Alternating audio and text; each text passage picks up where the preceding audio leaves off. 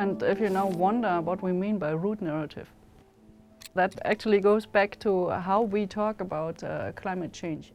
The basic point of departure is that a lot of the way we have framed climate change and the possibilities of doing something about it is either framed in technological terms and also framed in negative terms, so that the alternative narratives tend to be one of lack, one of going backwards. We have to provide something that is positive instead, right? So an alternative narrative must be positive. And a lot of the building blocks of this emergent new root narrative is actually to be found among various groups, local initiatives, etc., etc. At the moment we are compiling an overview on the grassroots initiatives, and we see they are in very different areas in society, right?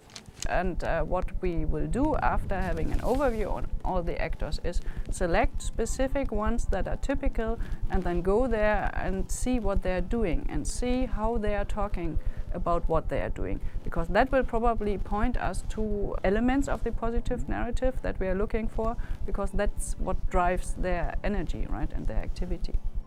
These groups are already doing some work, but they might be understanding the concept differently, and they might be narrativizing their own efforts differently, and they might be imagining even different futures. It's our task then to sort of to capture those narratives and bring them into a bigger picture. Many of the things that we're doing as extreme citizen science, meaning that we don't just go there and get some data, but we actually want to give these communities something back. We know that universities, they are uniquely qualified to support these grassroots initiatives, because they are a specific type of institution that is trusted by both the people from the grassroots communities and the incumbent actors, as we would say, so politicians, for example, or companies.